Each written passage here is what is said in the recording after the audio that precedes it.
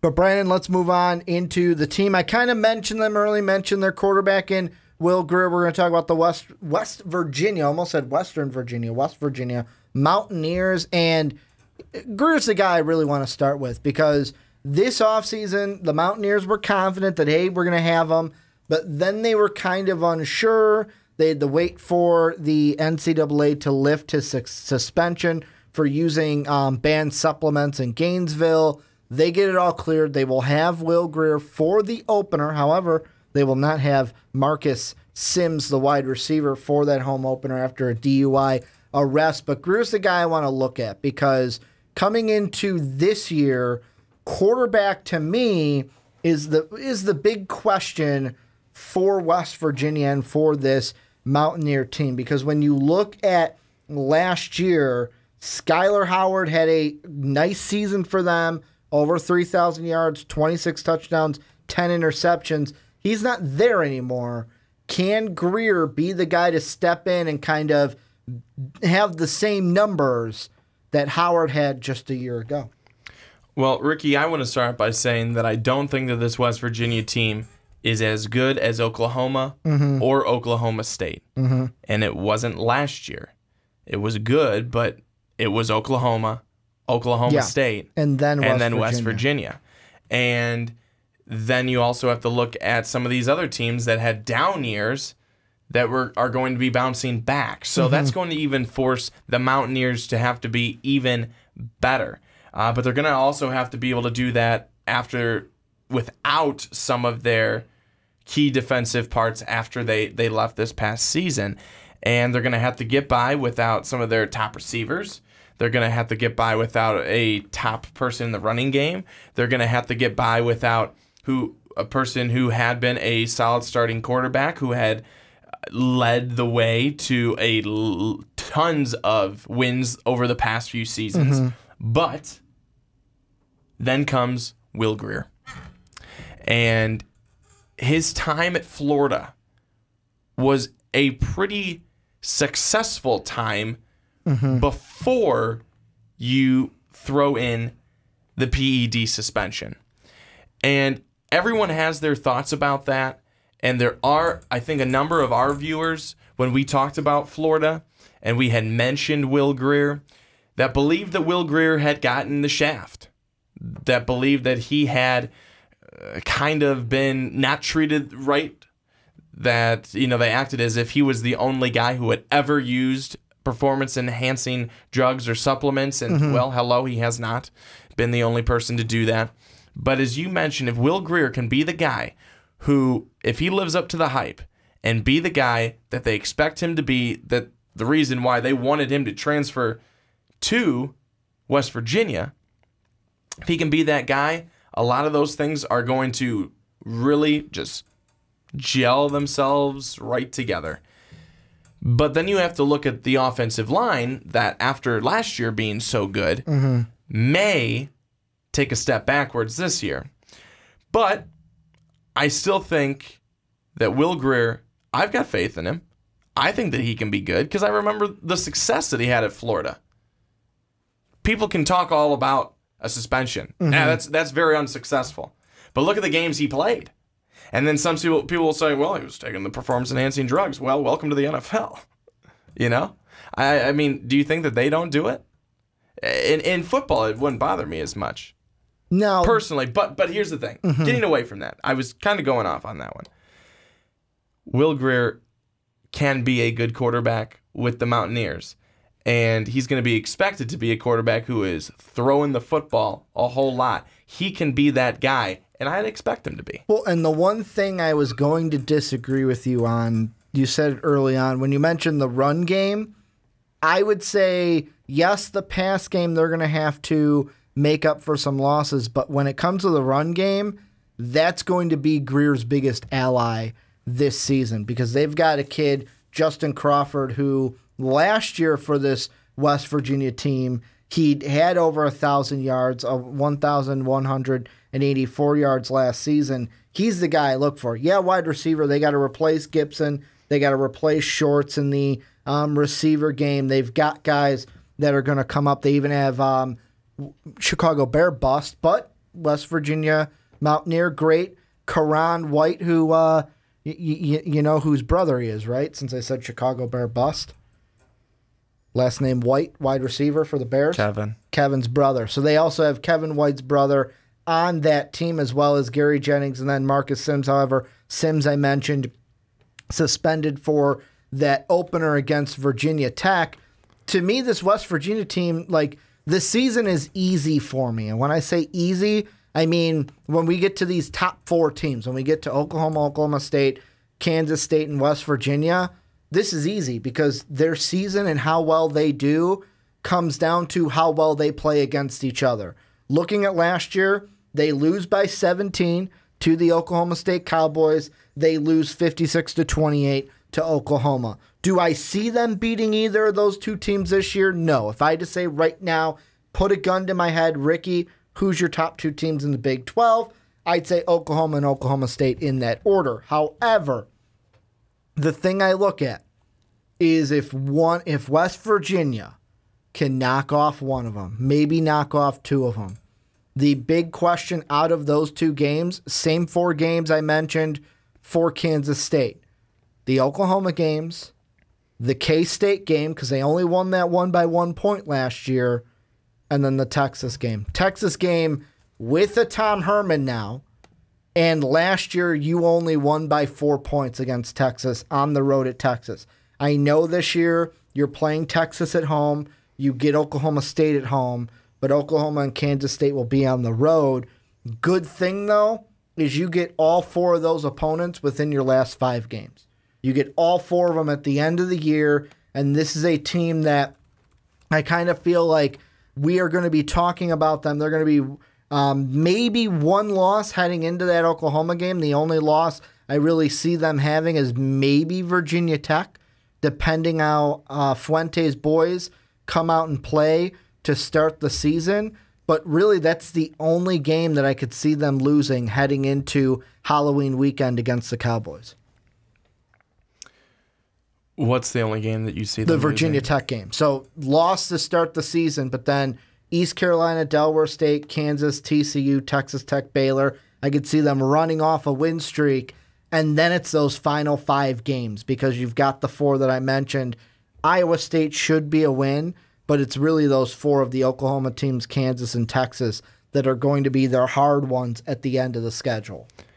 When you look at this schedule, now that you had brought it up, with them at home versus Oklahoma State and on the road against Oklahoma, I think that the game that I would be looking at them to possibly be able to pull an upset would be Oklahoma State because they have them at home. Yeah. And even though Oklahoma State still has Mason Rudolph, a lot of times these teams, especially these teams at the top, any one of them could win on any given day when they're playing each other. That's just how this conference goes with the top teams. They just beat up on each other. And I think that when you have that home advantage, that's something that's definitely going to help you. Then after that, you've got Iowa State and Kansas State, and then Texas, and then Oklahoma. So you do have a bit of a toughish schedule to end the season, but you have a very, very, very good chance of being a number 2 team. If not having things go perfectly right for you, you could be the number 1. But again, as I had mentioned earlier, you have a lot of other teams starting to get better, and they're coming alive again. Even after last year, I'm not saying that the Baylors are going to be, whoa, they just won 10 games. But like the Texases, the TCUs, maybe the Texas Techs. But teams like that, they're not going to be held down forever. They can't be. So that's why West Virginia, they've almost got to really make a good push this year, because after, I don't want to say after this year, they're just going to be hanging around somewhere. But there's going to be so many more teams coming back that you don't want to get lost in that shuffle. You want to put yourself out ahead of everybody else. Well, and I mean, going into the top 2 that we'll be going into after we get through the Mountaineers, Oklahoma and Oklahoma State are going to be 1-2. For me, for the top, this is how I view the Big 12 this year. The top 3, there are 4 teams that can vie for it. the Oklahoma teams, West Virginia, K-State. Those are the ones. Then there's 3 teams after that I kind of put in my sleeper bracket.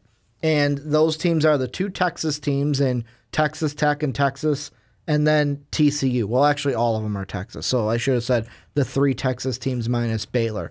But I look at those 3 Texas teams, and those could be the ones that are sleepers. And when I look at West Virginia, yes, TCU's on the road. Yeah, I know Texas Tech and Texas are at home this year.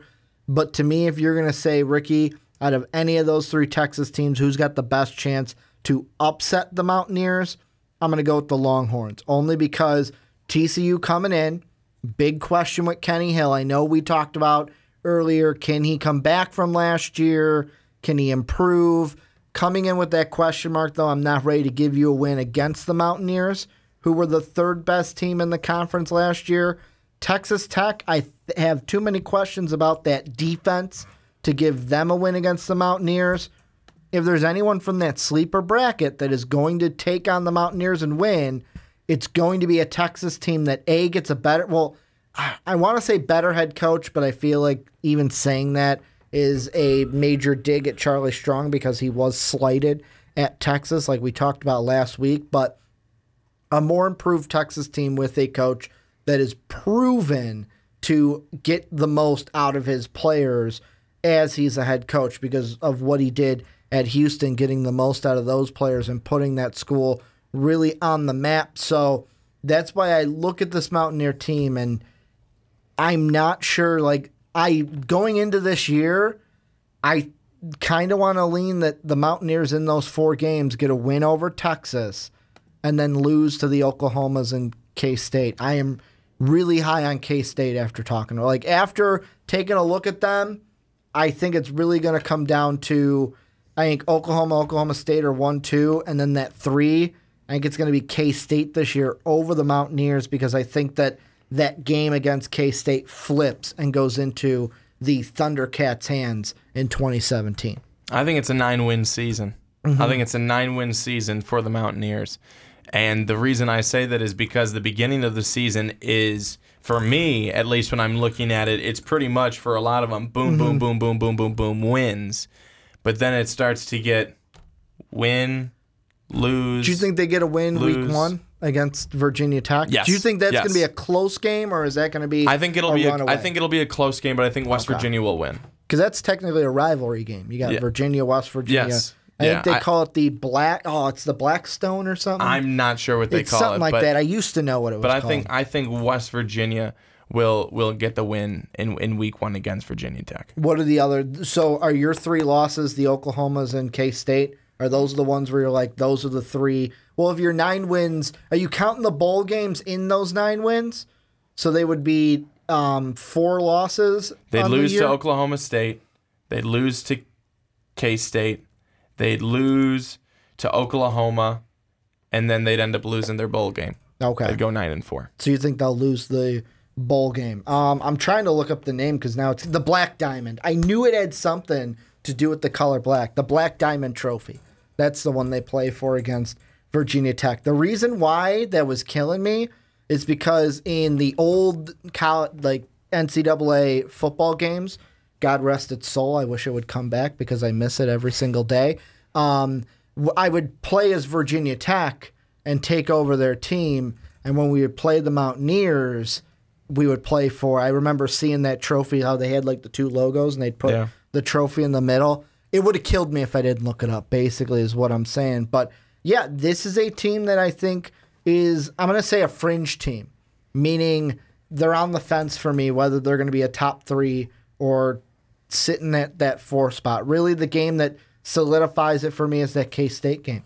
Can they overcome a K-State team that I think is going to take a step, although they lost some pieces on defense, take a step into this year, and will the Mountaineers be ready to take that step with them?